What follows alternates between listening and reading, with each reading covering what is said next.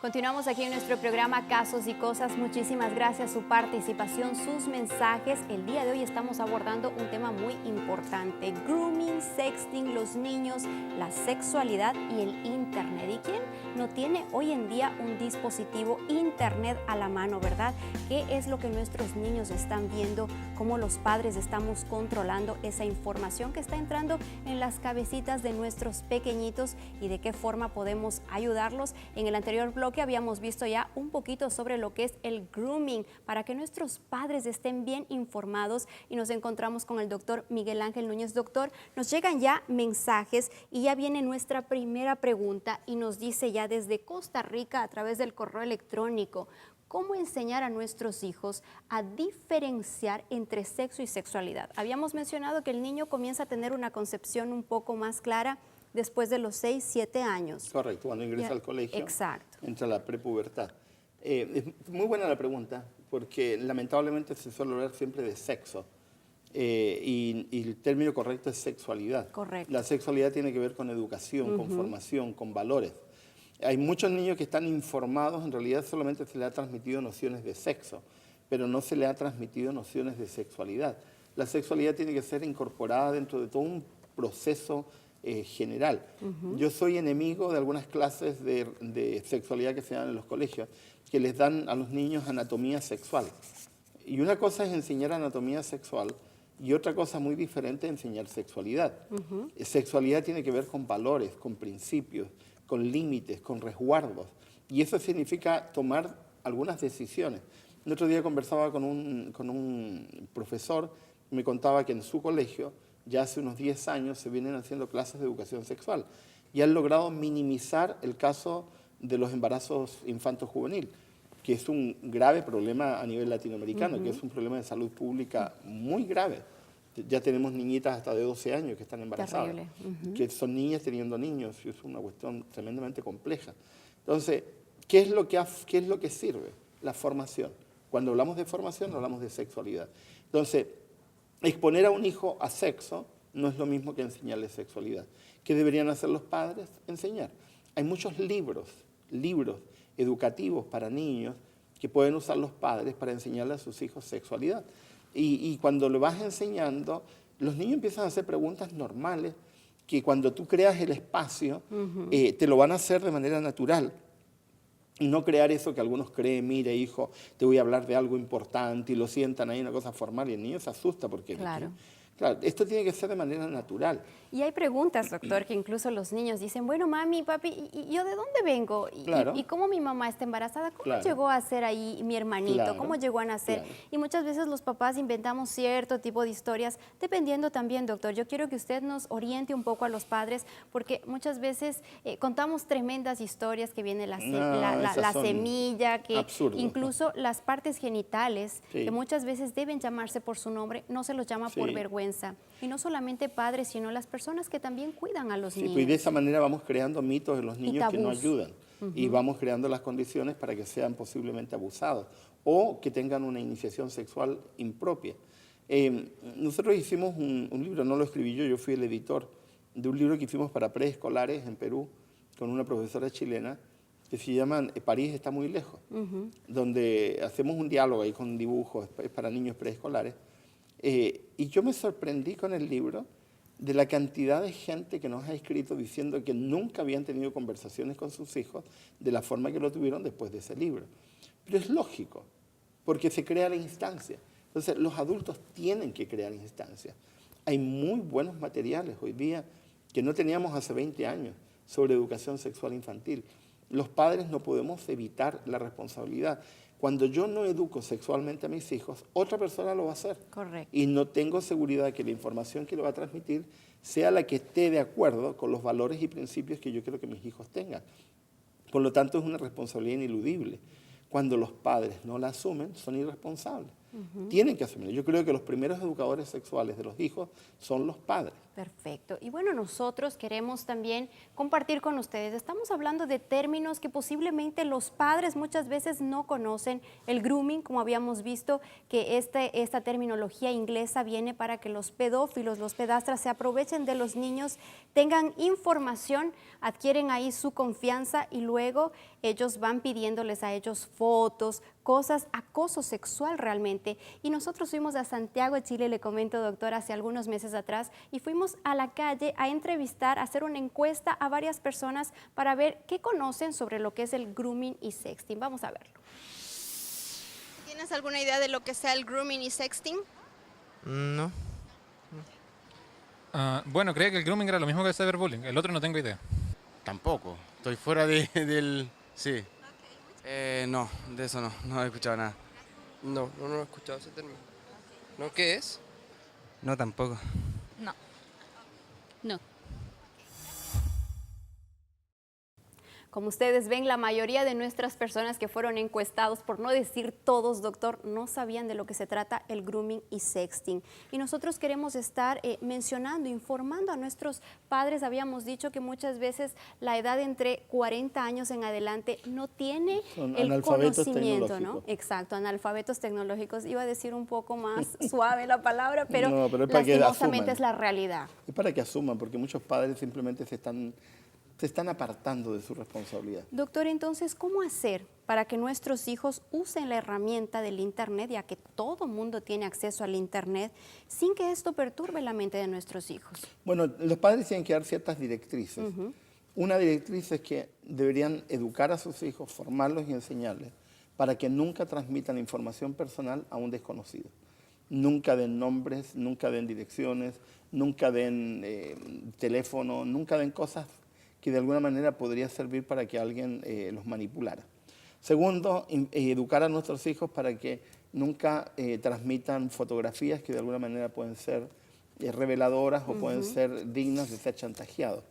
Muchos de los pederastas se aprovechan de la inocencia de los niños y los niños se sacan fotografías que son insinuantes o que de alguna manera están mostrando más de lo que corresponde, y los pederastas son habilidísimos para manipular a los niños con ese tipo de cosas. Entonces, fíjense que Facebook ha hecho un estudio de la cantidad de fotografías que, de hecho, Facebook ha tenido que introducir un filtro donde el mismo Facebook, como empresa, para evitar demandas, especialmente de padres, han tenido que ir bloqueando determinadas fotografías. Pero lo impresionante es que los niños ponen fotografías, niños y adolescentes, sin que los padres tengan conciencia del tipo de fotografía que los niños están poniendo. Entonces, tenemos que educar a nuestros hijos para tener cierto pudor, límites en relación con el cuerpo. Perfecto. Y bueno, nosotros, para que ustedes también estén bien informados al respecto, fuimos a la Policía de Investigaciones en Chile. Ahí nos encontramos con Pablo Pereira, que él tiene mucho conocimiento respecto a lo que es el grooming y sexting. Él nos menciona esto en una interesante entrevista. Muy poco conocimiento tenemos acerca de lo que es el grooming y sexting. ¿Y ustedes quieren saber qué es esto, de qué se trata? Nosotros nos dirigimos a la PDI, Policía de Investigaciones de acá de Chile, para conocer un poco más acerca de estos dos fenómenos que están ocurriendo hoy en día. ¿De qué se trata? ¿Cómo es esto? Y para que nosotros estemos bien informados. Así que acompáñenme, que tenemos una interesante entrevista. La llegada de Internet abrió las puertas a la comunicación instantánea y a la creación de redes sociales, foros y otros que permiten la interacción a través de la red con una gran cantidad de personas. Lo que para muchos parece una gran oportunidad, para los niños es un real peligro, porque con esto han surgido fenómenos como el grooming y el sexting. Básicamente el grooming es el acoso sexual que se produce a través de los medios tecnológicos, en especial a través de Internet. Existen muchos peligros respecto a las relaciones que nosotros podemos establecer a través de medios de chat o a través de las mismas redes sociales que son tan masivas hoy en día.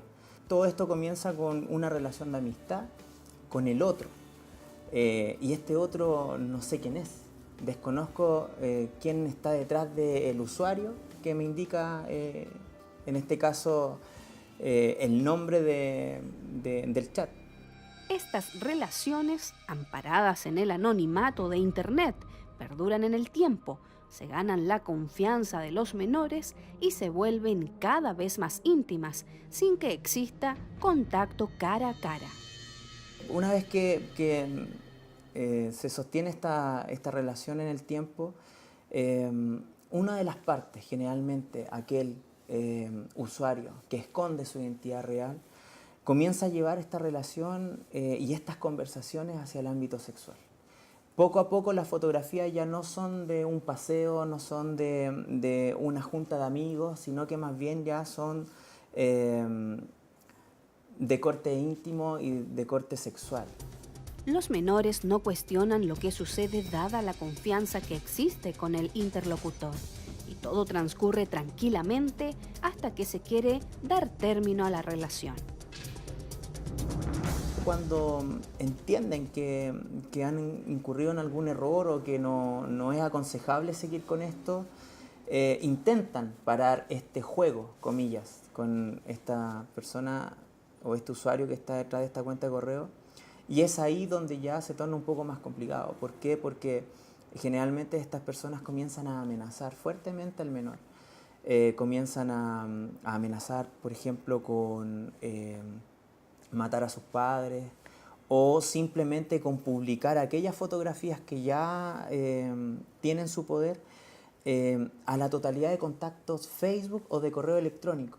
Porque en el camino se han encargado con algunas mentiras de poseer también esta clave. Aun cuando los adultos también son susceptibles de acoso, los niños y adolescentes lo son aún más, quienes por su afán de ser populares incurren en conductas de riesgo en las redes sociales. El hecho de que ellos quieran ser más populares también implica en distintas otras conductas, como por ejemplo el fotografiarse a pito de nada, semidesnudo o derechamente desnudo en alguna posición un tanto sugerente frente al espejo del baño, en el dormitorio, y esas fotografías las suben. Esa conducta es conocida por un fenómeno que viene ya hace bastantes años atrás como sexting. Esta conducta, aun cuando es una exhibición voluntaria, es riesgosa, porque el material puede caer en manos de pederastas, chantajistas o puede incurrirse en el delito de difusión de pornografía infantil, cuando el material corresponde a otro menor. ¿Qué recomendaciones ustedes nos podrían dar, ya que están haciendo todas estas investigaciones, están abordando todo este tema? Bueno, nosotros desde hace ya algunos años en estas campañas, principalmente lo que les mencionamos a los menores es que las relaciones interpersonales son cara a cara. Si yo voy a tener un amigo y un muy buen amigo, si en el futuro los más pequeños van a pololear o los más grandes ya están interesados quizás en tener una relación, que sea cara a cara, que se puedan conocer, que el mundo virtual de alguna manera no es seguro o no es tan seguro como ellos lo piensan. Porque de alguna manera cuando nos contactamos a través de un chat o a través de una cuenta de correo, nosotros nos contactamos o nos comunicamos con una cuenta de usuario. No sabemos quién está al otro lado. Muchas veces nos dicen, pero ¿sabe qué? Yo incluso la he visto. Yo he visto a la persona. Hay fotografías, hay videos de ella. Me muestra, chateamos. Ciertamente hoy en día la tecnología ha avanzado tanto que puedo simular lo que yo quiera en Internet. Ahora, ¿qué les podemos decir a los padres? Principalmente lo que se recomienda es que se eduque al menor. Porque si bien yo le puedo restringir del todo la internet a mi hijo, tanto en un smartphone o en la casa, ¿qué va a pasar cuando mi hijo vaya a otra casa? ¿O qué va a pasar cuando mi hijo esté en el colegio? Si él no es consciente de los peligros a los cuales se expone al utilizar las tecnologías o las redes sociales de esta manera, es en vano. Entonces, lo recomendable para los papás es que pongan horarios. El Ministerio concluye después de algunos estudios que no es recomendable que esté más de 2 horas en el computador el menor. Por otro lado, no es recomendable tampoco que esté a solas con el computador o con un smartphone en su pieza o en algún lugar determinado de la casa. La idea es que el computador o que un determinado aparato con estas aplicaciones esté en un lugar común de la casa. Pero lo más importante es que la pantalla esté en un lugar de libre tránsito, para que el menor efectivamente esté supervisado por el adulto responsable que también está en el hogar.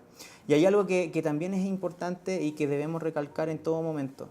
Tiene que ver con la comunicación que nosotros podemos tener con los niños.